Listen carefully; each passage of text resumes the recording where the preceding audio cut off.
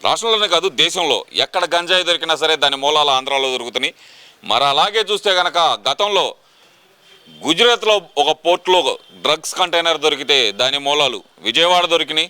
ఇప్పుడు ఏకంగా విశాఖపట్నం పోర్టుకి 25,000 కేజీల డ్రై ఈస్ట్ మిక్స్ తోటి కలిపి డ్రగ్స్ రావటాన్ని, ఒక కంటైనర్ రావటాన్ని ఎలా చూడొచ్చుంటారు దీన్ని? ఈరోజు దేశమే కాదు ప్రపంచం మొత్తం గర్వించదగ్గ రాష్ట్రంలాగా జగన్మోహన్ రెడ్డి గొప్పగా ఫీల్ అవుతున్న పరిస్థితుల్లో ఏం చేశారని ఈ రాష్ట్రం అభివృద్ధి చెందుతుంది అని మీరు చెప్పుకుంటూ ఎన్నికలకు వస్తున్నారో అర్థం కావట్లేదు. అంటే గంజాయి సప్లైలో నెంబర్ 1గా దేశంలో ఉండటం, ప్రపంచంలో 2వ స్థానంలో ఉండటం అనేది గొప్ప విషయం జగన్మోహన్ రెడ్డి గారు అని ప్రశ్నిస్తున్నా.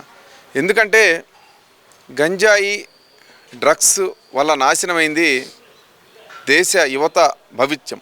ఎందుకంటే దేశం అంటున్నాం అంటే దేశంలో ఎక్కడ రైట్ జరిగినా దాని మూలాలు చివరికి ఆంధ్ర రాష్ట్రంలోనే, ఆంధ్ర రాష్ట్రం నుంచి గంజాయి సప్లై అయింది, ఆంధ్ర రాష్ట్రం నుంచి డ్రగ్స్ వస్తున్నట్టు తేలుతుంది. లేదా దేశంలో ఏ పోర్ట్లో అయినా రైడింగ్ జరిగితే అవి ఎక్కడికి వస్తున్నాయి పార్సిల్స్ అంటే ఆంధ్రాలోకే వస్తున్నాయి.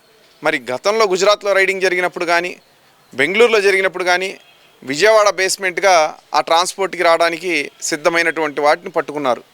కొన్ని వేల కేజీలు మరి ఈ రకంగా సప్లై చేసి రాష్ట్రంలో ఉన్న యువత భవిష్యత్తుని నాశనం చేయాలనే దశగా ఈ యొక్క జగన్మోహన్ రెడ్డి ప్రభుత్వం మరి ఎందుకు చేస్తుందో, ఎందుకు రాష్ట్రంలోని ప్రజలపైన కచ్చగట్టిందో అర్థం కావట్లేదు.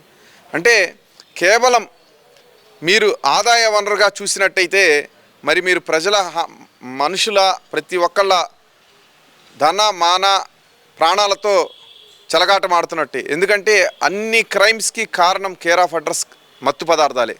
మత్తు సేవించిన తర్వాత ఒకడు రేప్ చేస్తాడు, ఒకడు మర్డర్ చేస్తాడు, ఒకడు దోపిడీ చేస్తాడు. కాబట్టి మత్తు పదార్థాలు సేవించిన తర్వాత ఉత్ప్రేరకాలు కాబట్టి అవి ఉన్మాదులుగా మారిన ఆ యువత సైకోల్లాగా మారి వాళ్ళందరూ కూడా మరి ఈ రకంగానే ఏదైతే బాబాయ్ హత్య జరిగిందో అలాంటి బాబాయ్ హత్యో, మరి పిన్ని హత్యో, అత్త హత్యో, కోడల హత్యో ఎన్నిటికీ కారణం ఈ యొక్క గంజాయి డ్రగ్స్ అని చెప్పి, వీటన్నిటికీ కారణం జగన్మోహన్ రెడ్డి ప్రభుత్వం అని చెప్పి ప్రజలు గమనిస్తూ ఒకటే నిర్ణయం తీసుకుంటున్నారు రాష్ట్రంలో. మరి డ్రగ్స్ పోవాలి అంటే జగన్మోహన్ రెడ్డి ఇక్కడి నుంచి పరిపాలన నుంచి దిగిపోవాలి. ఖచ్చితంగా మరి బీజేపీ, టీడీపీ, జనసేనతో కూడిన ప్రభుత్వాన్ని తెచ్చుకోవాలని చెప్పి ప్రజలు నడుం బిగించారు. యువత అయితే ముఖ్యంగా వాళ్ళకి భవిష్యత్తు రాబోయే ప్రభుత్వం మీదే బేసే ఉందని చెప్పి డిసైడ్ అయిపోయారు. కాబట్టి మీరు అయితే నాకు తెలిసినంత వరకు మీ కంటైనర్ లేట్గా వచ్చినట్టుంది. నోటిఫికేషన్ రాకముందు వస్తే ఇలాగ ఎన్ని కంటైనర్లు వచ్చినాయో మాకు అర్థం కావట్లేదు. అంటే జగన్మోహన్ రెడ్డి గారు ఇంకా ఎక్కడెక్కడ డంపింగ్ చేసి పెట్టారో తెలియటం లేదు.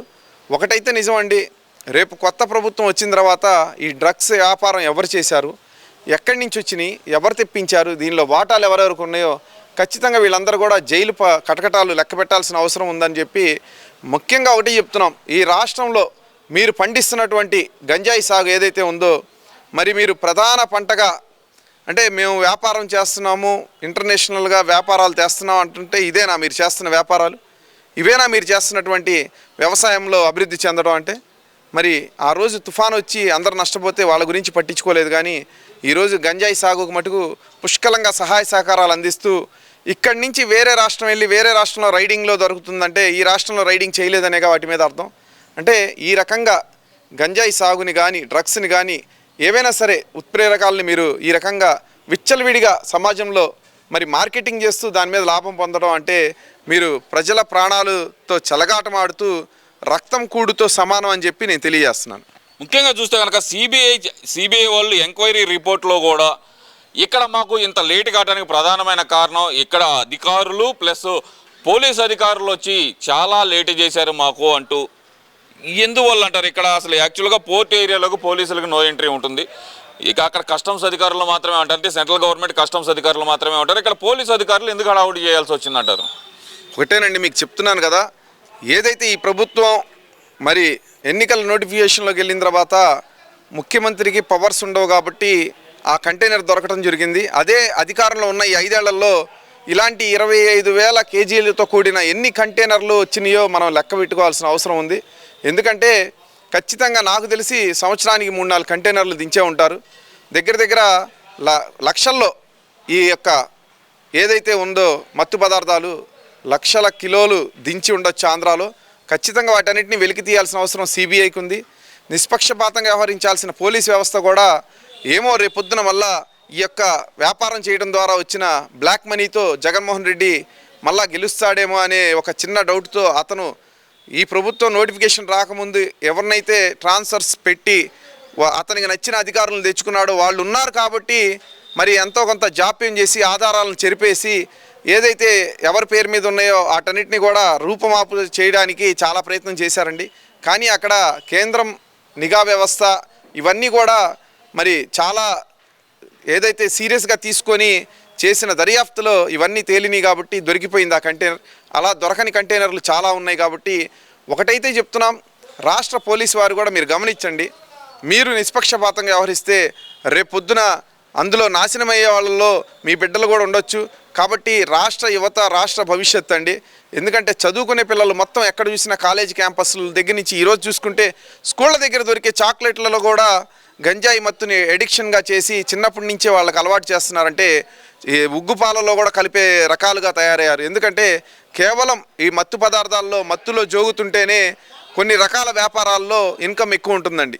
మత్తు అంటే ఒక డ్రగ్సే కాదు, మరి ఈ యొక్క లిక్కర్ లిక్విడ్స్ ఇవన్నీ కూడా గంజాయి లిక్విడ్స్ వీటన్నిటిని కూడా సేవించడం ద్వారా వాళ్ళు ఏ క్రైమ్ అయినా చేయనియండి, మీకు మటుకు మీ దగ్గర అవి అమ్ముడుపోవాలి, మీకు డబ్బులు రావాలి. అంటే రాష్ట్రాన్ని నాశనం చేయటమే ధ్యేయంగా పెట్టుకున్నటువంటి వైఎస్ఆర్ ప్రభుత్వం మీకు ఖచ్చితంగా రాబోయే రోజుల్లో ప్రజల మటుకు ఈ పార్టీ తుడిచిపెట్టుకుపోయే విధంగా ఓట్లు వేయడానికి సిద్ధంగా ఉన్నారు. ప్రజలు గమనిస్తున్నారన్నది మర్చిపోయి ఎంతకాడికి సిద్ధం మేము అంటే ప్రజలు మేము గుద్దాం నీకు వెయ్యం అంటున్నారు. కాబట్టి మీరు ముందు చేసిన తప్పులకి అనుభవించే రోజులు ముందు ఉన్నాయని చెప్పి తెలియజేస్తూ, ఇంకేమైనా కంటైనర్లు సగం సముద్రంలో ఉంటే వెనక్కి తిప్పి యూటర్న్ తీసి ఎక్కడి నుంచి తెచ్చారు అక్కడ పంపించుకుంటే మంచిది, లేదంటే ఎలక్షన్కి ముందే జైలు పాలవాల్సి ఉంటుందని చెప్పి వైఎస్ఆర్ ప్రభుత్వంలో ఈ యొక్క స్కాములు చేస్తున్న ఈ యొక్క క్రైములు చేస్తున్న ప్రతి ఒక్కరికి హెచ్చరిస్తున్నాం. అలాగే చూస్తే కనుక నిన్న పోలీసులు ఎవరు ప్రెస్ మీట్ పెట్టలేదు, ఆఖరి రాష్ట్ర డీజీపీ ప్రెస్ మీట్ పెట్టలేదు, ఎవరు దీని గురించి ఎవరు మాట్లాడలేదు. ఒక విశాఖ కమిషనర్ మాత్రం గంజాయిని అరికడుతున్నాము అంటూ ఒక పక్కన ఆయన ఏదో చెప్పారు, మేము అసలు అడ్డంకులు సృష్టించలేదంటూ ఆయన చెప్పారు. మరి సడన్గా సజ్జల బయటకు వచ్చి ఇది పురంధరేశ్వర గారికి సంబంధించింది, ఇది చంద్రబాబు నాయుడు గారి బంధువులది, మాకేం సంబంధం దీంతో అంటూ ఆయన ఎందుకని కంగారు పడుతూ వచ్చారంటారు బయటికి. సజ్జల గారికి అవకాశం ఇస్తే ఆ బోట్ నడిపింది చంద్రబాబు నాయుడు గారు, బోట్కి కాపలా ఉంది పైన పవన్ కళ్యాణ్, మొత్తం దీన్ని వ్యాపారం చేసింది పురంధేశ్వరి అని కూడా చెప్తాడండి. ఈ కట్టుకథలు చెప్పడానికి ఈ సజ్జల ఉంది. అందుకే మీడియా నుంచి తీసుకొచ్చి ఇతన్ని సలహాదారుడిగా పెడితే తను చెడిన కోతి వనమంతా చెడిచిందిలాగా ఒక చెదపురుగు చేరితే ఆ చెట్టంతా నాశనమైనట్టు ఆ వైఎస్ఆర్ పార్టీలు ఆల్రెడీ రక్త చరిత్రలో లెగిసిన పార్టీ అని వాళ్ళ చెల్లి చెప్పింది. దాన్ని కాస్త ఇంకొంచెం ముందుకు తీసుకెళ్ళి డ్రగ్స్తో నింపేసిన ఘనత ఈ సజ్జల రామకృష్ణారెడ్డిది. ఏమండి ఒకటే చెప్తున్నాం, మీరు ఎన్ని పార్టీలు కలిసి ముందుకు వెళ్తాయో వాటన్నిటి మీద బురద చల్లడానికి కావాలంటే ఏదైనా అంశాలుంటే వెతుక్కోండి. మీరు చేస్తున్న వ్యాపారాలు ప్రతిపక్ష పార్టీల మీద రుద్దాలని చూస్తే ప్రజలు నమ్మడానికి లేదు. సజ్జల గారు నివసిస్తున్నటువంటి పరిసరాల్లో ఏదైతే ఆ రెయిన్ ట్రీ పార్క్ ఉందో ఆ పరిసరాల్లో కూడా డ్రగ్స్ వ్యాపారం భారీ ఎత్తున జరుగుతుంది. మరి ఆ పరిసరాల్లో ఉన్న అపార్ట్మెంట్లో కూడా డ్రగ్స్ ఉండొచ్చు. కాబట్టి ఖచ్చితంగా అక్కడ కూడా, ఎందుకంటే విఐపి జోన్ కాబట్టి ఎవరికి డౌట్ రాకుండా డ్రగ్స్ తెచ్చి అక్కడ కూడా స్టాక్ పెట్టి ఉండొచ్చు. పోలీస్ వ్యవస్థ ఖచ్చితంగా ఆ యొక్క ఏదైతే రెయిన్ ట్రీ పార్క్ ఆ పరిసరాల్లో ఖచ్చితంగా నిఘా పెట్టి, మరి ఏదైతే స్లమ్ ఏరియాస్లో మరి ఒక్కసారిగా తెల్లవారుజాములో వెళ్ళిపోయి రైడ్ నిర్వహిస్తారో ఆ రకంగా అక్కడ ఖచ్చితంగా రైడ్ చేస్తే మాదక ద్రవ్యాలు సజ్జల గారి అపార్ట్మెంట్ పరిసరాల్లో ఖచ్చితంగా ఉంటాయని చెప్పి వీటన్నిటికీ సూత్రధారులు ఎవరో మీకు అప్పుడు తేలుతుందని చెప్పి మేము తెలియజేస్తాం.